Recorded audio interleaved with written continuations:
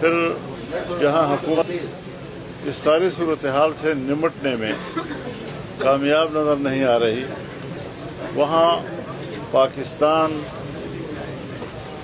مشرقی سرحد پر بھی اور مغربی سرحد پر بھی جنگ میں الجھ گیا ہے، جس سے ملک محصور ہو گیا ہے۔ چین بھی پاکستان سے مطمئن نہیں ہے۔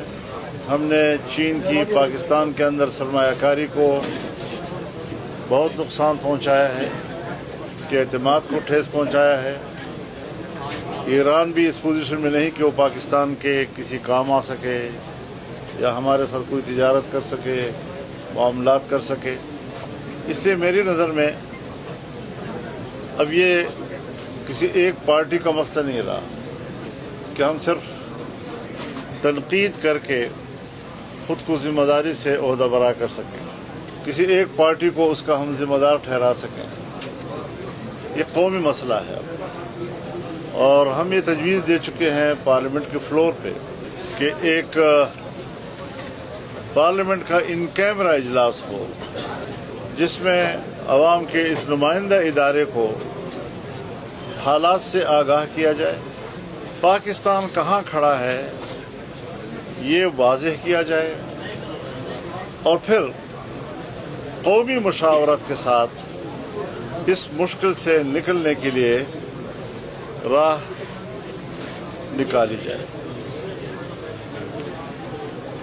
پاکستان اس وقت بمقابلہ ہندوستان کے، پاکستان بمقابلہ افغانستان کے، پاکستان چائنا تعلقات، پاکستان امریکہ تعلقات، اسرائیل کے حوالے سے پاکستان کہاں کھڑا ہے، فلسطین کے مسئلے پر پاکستان کہاں کھڑا ہے، عرب ممالک کے ساتھ ہمارے تعلقات ہیں، آج عرب کہاں کھڑے ہیں، ہم کہاں کھڑے ہیں۔ اس ساری بین الاقوامی اور علاقائی صورتحال میں ہمیں اپنے ملک کی پوزیشن کو واضح کرنا ہے۔ ہم بڑے مبہم حالات میں جا رہے ہیں اور کوئی واضح پالیسی اختیار کرنے کی ہم پوزیشن میں نہیں ہیں۔ سو وہاں بھی ہماری سوچ یہ ہے کہ چاہے عرب دنیا کی 1 صدی کی ماضی ہو یا 50 سال کی ماضی ہو،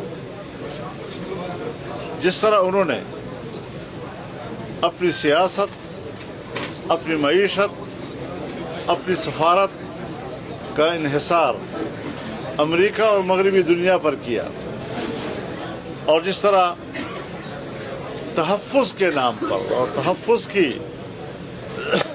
امکان پر امریکہ کو اور یورپ کو ہم نے اڈے دیے، سمندریں ان کے حوالے کر دی، ہر طرف ان کے بحری بیڑے کھڑے ہیں، اس خیال کے ساتھ کہ یہ اس خطے کے لیے امن اور تحفظ کا سبب بنیں گے۔ آج وہ وہاں کی بد امنی کا ذریعہ بن گیا۔ اسلامی دنیا نے کیا کمایا ہے؟ افغانستان میں 50-55 سالوں سے مسلسل جنگ اور بین الاقوامی قوت افغانستان میں دخیل، عراق کا کیا بنا، لیبیا کا کیا بنا، آج ایران کے ساتھ کیا ہو رہا ہے۔ ایک ایک کو تنہا کر کے اور ان کے مقابلے میں مسلم دنیا کو لا کر آج جن نتائج کے ساتھ ہمیں لا کھڑا کیا جا رہا ہے، اس پر اسلامی برادری کو اثر نو سوچنا چاہیے۔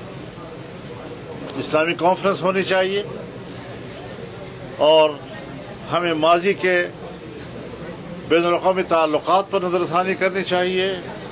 ہمیں ایک اسلامک بلاک کی طرف جانا چاہیے۔ اسلامی دنیا کے درمیان سیاسی تعلقات، اسلامی دنیا کے درمیان معاشی تعلقات، تجارتی روابط اور اسلامی دنیا کے درمیان ایک دفاعی معاہدات، اس کی طرف ہمیں جانا چاہیے۔ ہماری جو باہمی تقسیم ہے، کم از کم آج اسلامی دنیا کی سمجھ میں آ رہا ہے، کیونکہ جب سے ایران کے ساتھ جنگ شروع ہوئی ہے، عرب دنیا میں वहाँ पर अमरीकियों के या यूरोप के अड्डों पर हमलों के बावजूद अरब दुनिया, इस्लामी दुनिया तहम्मुल का मुजाहरा कर रही है। वो जंग का हिस्सा नहीं बनना चाहती, वो इसको जज्बाती तौर पर नहीं ले रहे। ये एक बैनुल-अक़वामी सतह पर इस्लामी दुनिया की सोच में एक तब्दीली है और ये बुनियाद बननी चाहिए कि हम अगले मुस्तक़बिल के लिए इस्लामी दुनिया के हवाले से सोचें, मुस्लिम बिरादरी के हवाले से सोचें, इस्लामी दुनिया के मफादात के हवाले से सोचें और अपने मफादात में हम इश्तराक पैदा करके उसके लिए मुश्तरका हिकमत अमली अपनाएँ। ये इस वक्त हमारा एक पैगाम है इस्लामी दुनिया के लिए भी, पाकिस्तान के लिए भी, पाकिस्तान की रियासत के लिए भी। और ये कि हालात के तकाज़े क्या हैं उन्हें समझना चाहिए। बंद कमरों में फ़ैसले करना, अवाम बेखबर रहना, अवाम में अदम इत्मीनान रहना, ये शायद अच्छी बात ना हो। हमें हर सतह पर अवाम को एतमाद में रखना होगा।